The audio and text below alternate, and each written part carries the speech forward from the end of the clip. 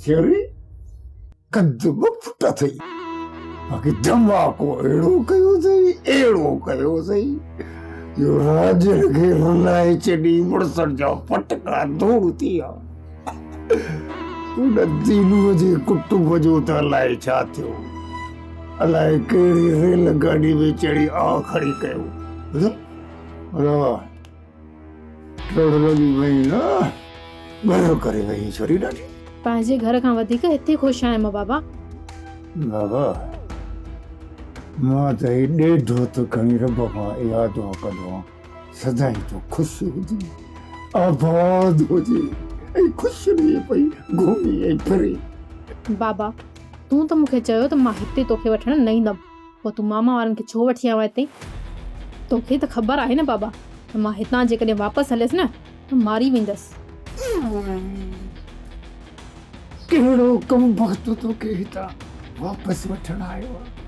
इहो जेको मामा आहे न महन जो वापारी 3 महीना थिया अथसि रुॻो वापसीअ जूं ॻाल्हियूं पियो थो करे, मूंखे परचाइण वारियूं ॻाल्हियूं पियो थो करे। उहो जेको डबल तारा फुल लाइट तारा इहे बि गॾु अथसि। ॿुधो त ॻोठ मीहूं मटे चोरी थी वई अथनि, हाणे वापसीअ जे लाइ पियो था ज़ोर रखनि। हे अकबर साहब खे लॻा पिया त मां छोकिरी असांखे वापसि कर। पर ॿुधो अकबर साहब जे साम्हूं वेड़ी ठगी वांगुरु हेॾा दोॾा खणी पाड़जांइ त बाबा मां वापसि कान ईंदसि। पर मामा ज़ोर रखंदो मूं मथां ऐं ॿियो त रेस बि ज़ोर रखंदो।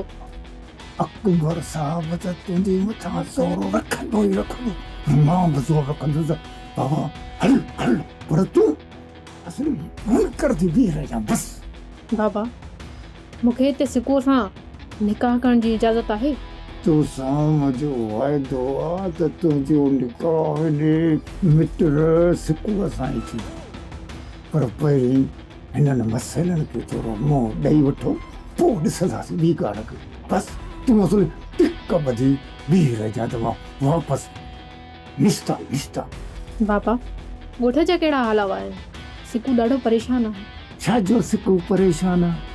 हुनजो सॼो कुटुंब किथे बि कहिड़े बि हाल में आहे, पर ख़ुशि आहिनि। हर वरू इन छोरे जो हुजे मथो घर जो परेशान जी थियो आहे, तोखे वेठो थो परेशान करे। भला अदाई अम्मा खे 12 महीननि में बुखार न ईंदो आहे, खाइयो पियो उघरे जी मथां उघरे जो ठका लॻो पियो अथनि। हाणे तूं पंहिंजो ख़्यालु कर, पोइ हिते जेको बि थियो उन खां मां पाण ई मोह ॾींदुसि, सम्झी? जी उन ते अमल कर। सब्सक्राइब कयो असांजो ऑफिशियल YouTube चैनल सिन टीवी HD ड्रामा ऐं वधीक अपडेट लाइ बेल आइकन खे क्लिक करियो।